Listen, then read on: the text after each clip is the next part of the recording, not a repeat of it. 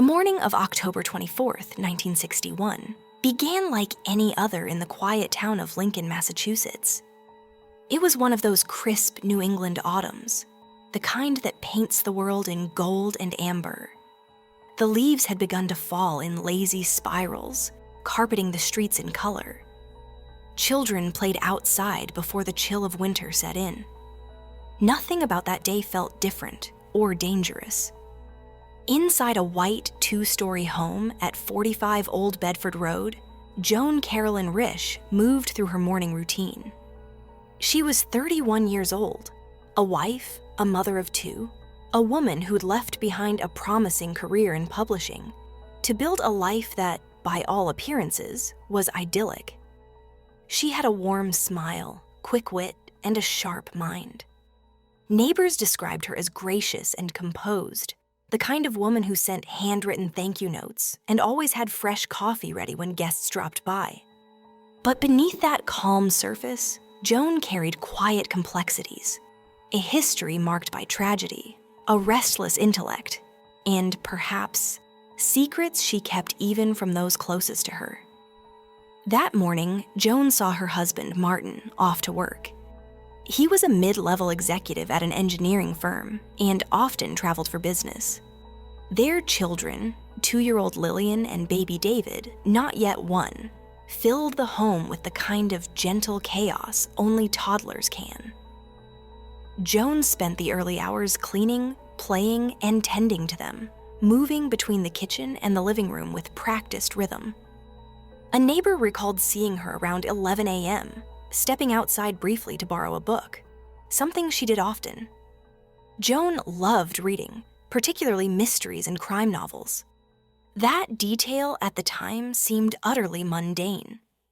Later, it would become chillingly significant. By early afternoon, the sun had softened to a mellow gold.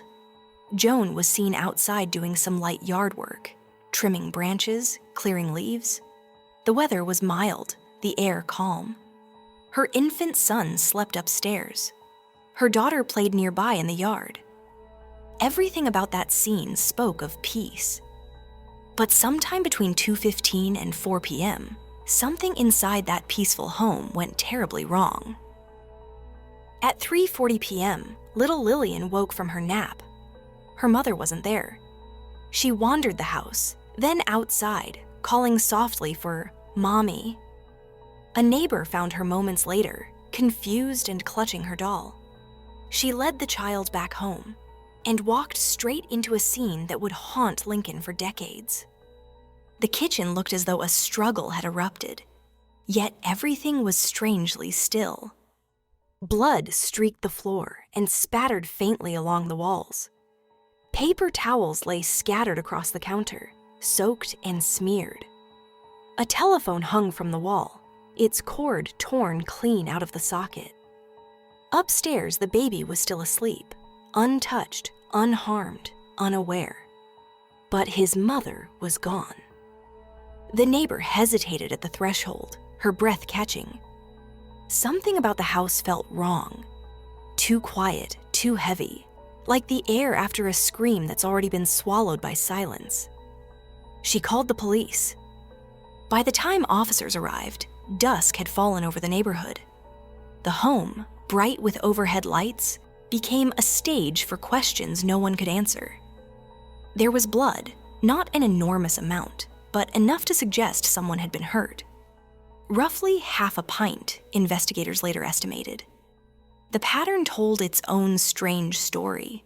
Smears on the walls, small drops on the stairs, stains on paper towels, and the phone handle. It looked as if Joan had been bleeding, but had stayed on her feet, moving from room to room. There were no signs of forced entry. The back door was closed but unlocked. No windows were broken. Joan's handbag, wallet, and ID were all still there. Her car sat in the driveway, untouched. If someone had attacked her, how had they entered? And how had they left without being seen? Then came the witness reports. Around 3:30 p.m., a construction worker driving along Route 128, less than a mile from Joan's home, noticed a woman walking unsteadily by the roadside. She was dressed in what appeared to be a blue trench coat, clutching her stomach as if in pain. Another motorist later described a similar sight: a woman with disheveled hair, possibly injured, moving northbound. The descriptions weren't perfect. Some thought the woman was bleeding, others weren't sure. Some said her clothing was dark, others light.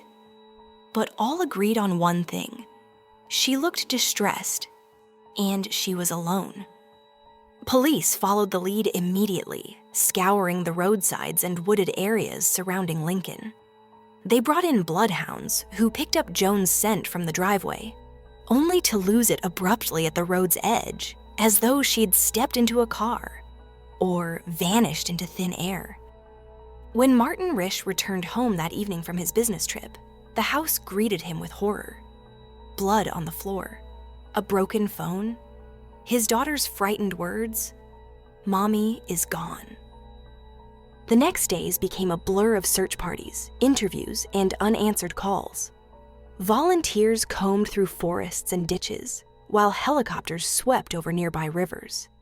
Nothing surfaced. No clothing, no remains, no sign of Joan. Then a new detail emerged, one that changed the tone of the entire investigation. Librarians at the local branch confirmed that Joan had borrowed a series of books in the weeks before her disappearance, almost all about crime, missing women, and unsolved murders. One of them, in particular, described a case strikingly similar to her own. A woman fakes her death, smears her own blood to stage a violent scene, and vanishes to begin a new life.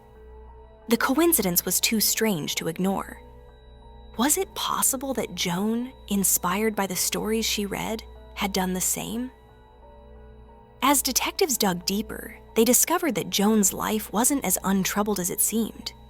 Her childhood had been marked by tragedy, a mysterious fire that claimed her parents' lives when she was just 9.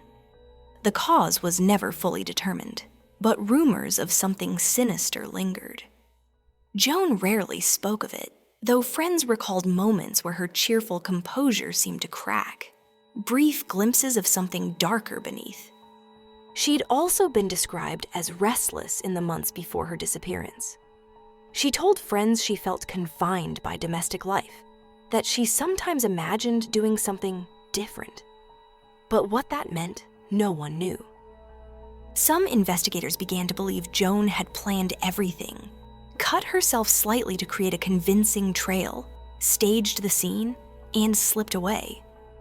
Others dismissed it as speculation, arguing that the evidence pointed to violence, a home invasion perhaps, or an abduction. The torn phone cord suggested a struggle. The blood patterns hinted at pain, not planning. And yet, the contradictions piled up. If it was murder, why was there no body? If it was a planned disappearance, how had she vanished so completely, leaving no trace, no sightings, no documents, nothing? The FBI became involved briefly, tracing financial records, monitoring airports, and checking hospitals across several states for any sign of an injured woman matching her description. They found nothing. Weeks turned into months. The Risch home slowly returned to its sterile quiet. The blood was scrubbed away. The toys were tidied. The newspapers yellowed. And yet, for neighbors, that house was never the same again. Children crossed the street to avoid it. People whispered about the vanishing mother. Martin, for his part, maintained his belief that Joan had not simply walked away. She would never leave the children, he told reporters. But his voice carried uncertainty, as though even he wasn't sure what he wanted to believe. Years passed. Lillian and David grew up with only fragments of their mother's memory. A laugh here, a bedtime story there, stories that faded like photographs left too long in sunlight. And still, no trace of Joan. Over time, theories multiplied. Some insisted she had suffered a mental break, repressed by the trauma of her past. Others believed she'd been the victim of a random abduction, possibly by someone passing through the quiet suburb that day. A few claimed she'd been seen again, in New York, in Connecticut, even overseas, though none of those sightings ever led anywhere. Each theory seemed to explain something, but never everything. The truth about Joan Risch remains a perfect enigma, a story that refuses to close. More than 60 years later, the question still lingers in Lincoln's crisp autumn air. What happened to Joan Risch? Was she a victim of violence? A woman who staged her own escape?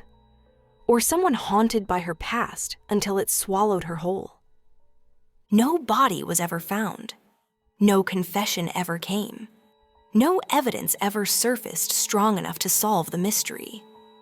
What remains are only traces: blood on the floor, a broken phone cord, a frightened child, and the unsettling realization that even in the safest of places, someone can vanish without a sound.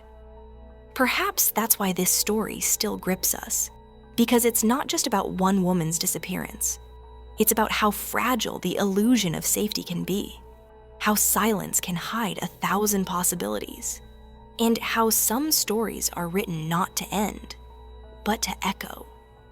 So now, as you listen, ask yourself, if a woman could disappear so completely, leaving behind only questions, what else might we be missing in the stories we tell ourselves? Because sometimes the real horror isn't what we find. It's what's never found at all.